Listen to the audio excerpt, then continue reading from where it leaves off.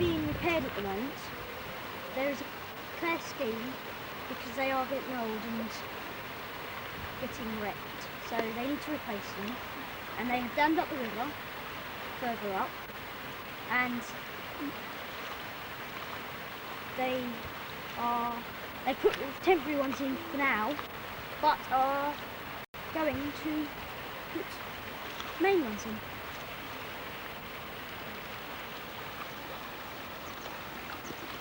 There's someone enjoying a drink.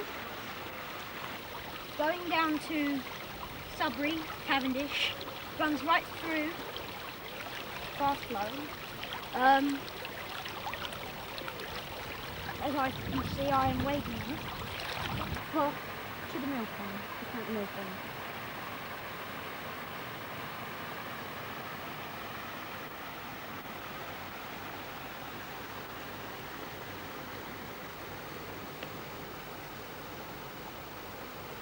They had dammed the river up, not working very well, but they had a few attempts.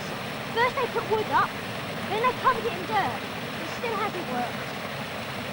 They tried to cut off this river so they could do repairs on the floodgates, but they can't at the moment because the water is running through and people will get badly hurt if the water is damaged. They have to repair to the floodgates because this might all collapse in and it'll be danger to the actual floodgates itself. So they've got to repair it. But of course the water's flowing through, so they can't at the moment. This is all that is left of the mill. It was destroyed by fire in the late 1970s. You can see the charcoal drain. And down here you can see what is left of the metal framework. There used to be water still running through it at a rapid rate, but as they've closed off Chiltern Stream and the River Stour, trying to anyway, it has stopped flowing through.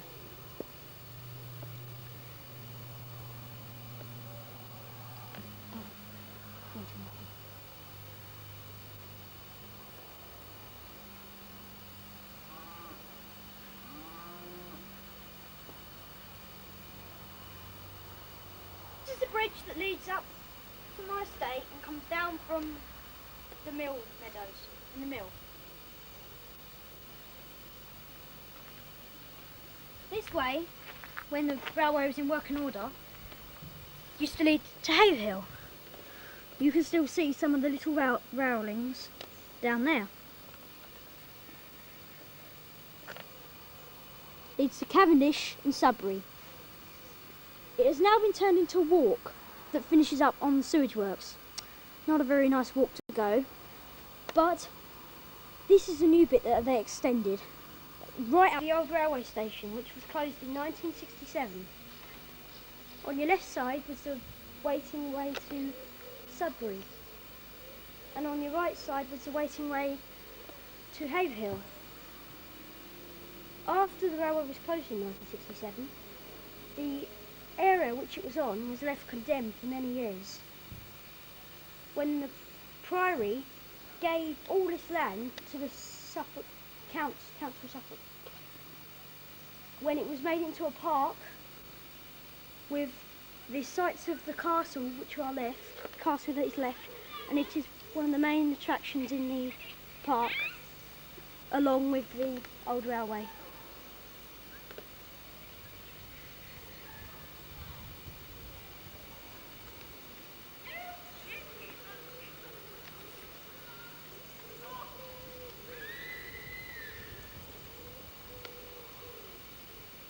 Building, the station master's house, is now used as the park warden's house.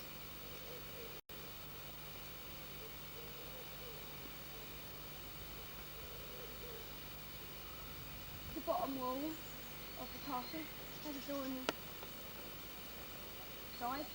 It was first mentioned in 1090, which means that the actual castle, the remains of it, is over 900 years old.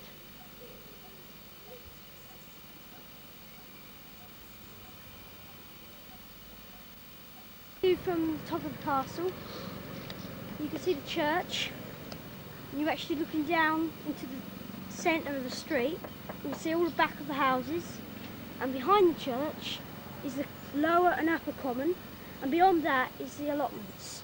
There are quite a few walks along the allotments, around the common, going into fields out of Clare.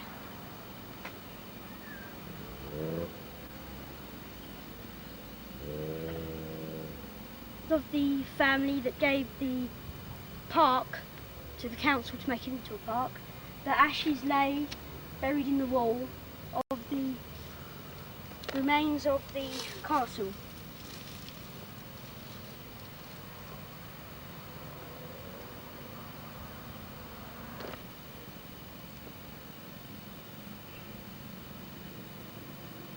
The castle wall, but it's pretty hard to actually get the whole thing in.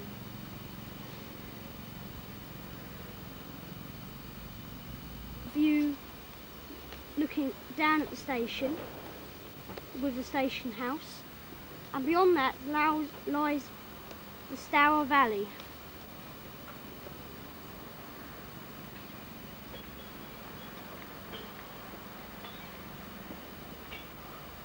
Little shot of Clare Priory Church.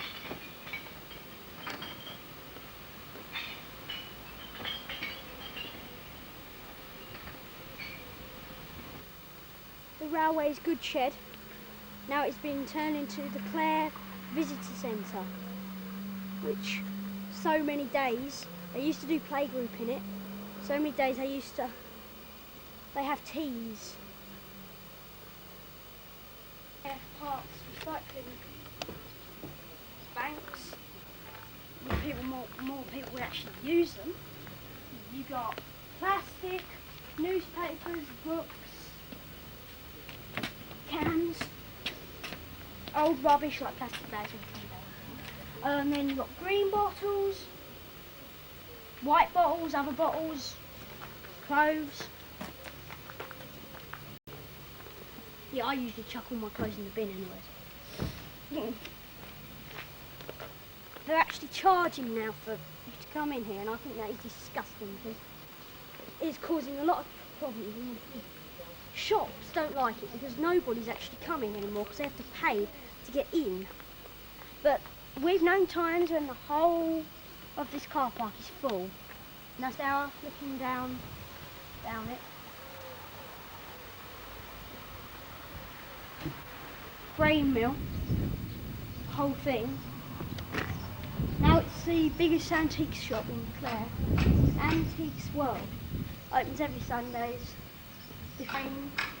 And number 4 house was where my grandma used to live during the war. Full could be one of the oldest houses in Clare. They don't know. They've stated out as they don't know. Now it's a doctor's surgery. Doctors I go in fact.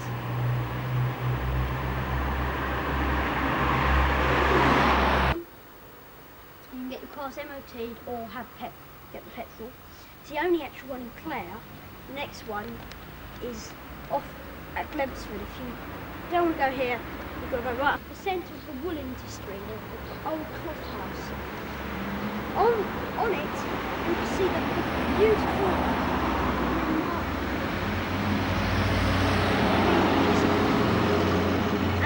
beautiful chimney which tower up with the little curved bits in the top and the slated roofs and the windows, the wood that's been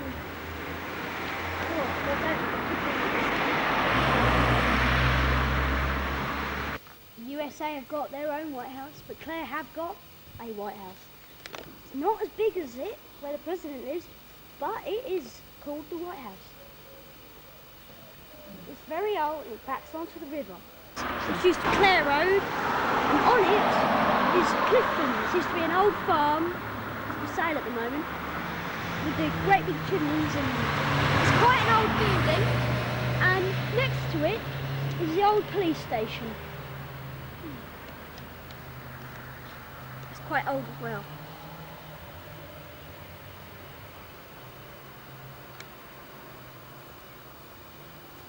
And down the street, Nevergate Street, are all Most of the buildings in Nevercombe Street are quite old. Thornton lived in this house, which is called Thornton House. She wrote a book, which is quite rare, all about Clare. My dad's got 2 copies. He won't even let me have a copy. Me. Yeah. I don't surprise me. They're worth a bomb. There aren't many more buildings in Clare. This is the old new BT place where we get all our telephone exchanges from. Without this, the nearest one would probably be Haverhill.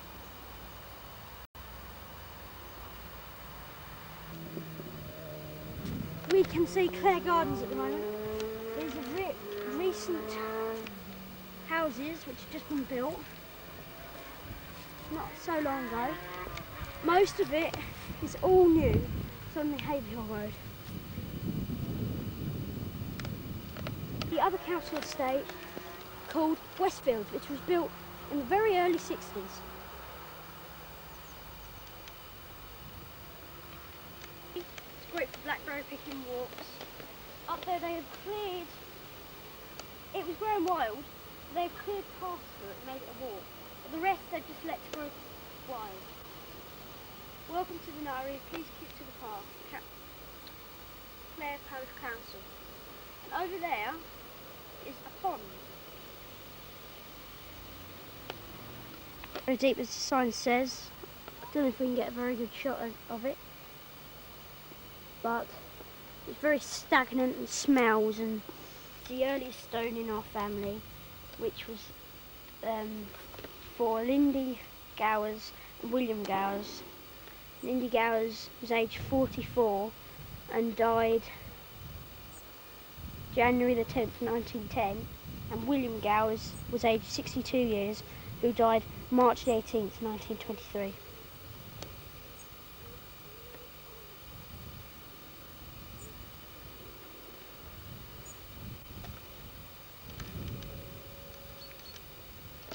Well, it's called Church Farm because it's run down as a farm. It used to own all of these fields there, but now they're all sold off.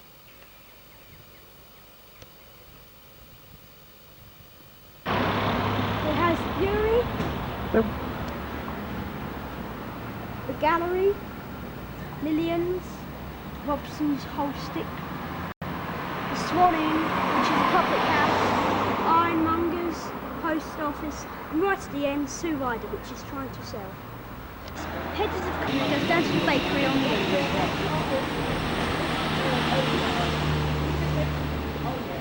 the main building on the Market Square is Clare Town Hall. It shows the war memorial and their playing fields. There's one pitch.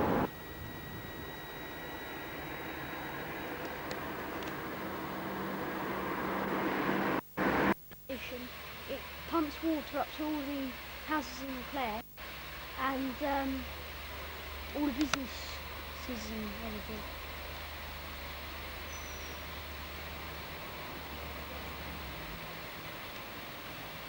In the park, there's the swing for the older children, and then across here are the more younger activities for more younger children.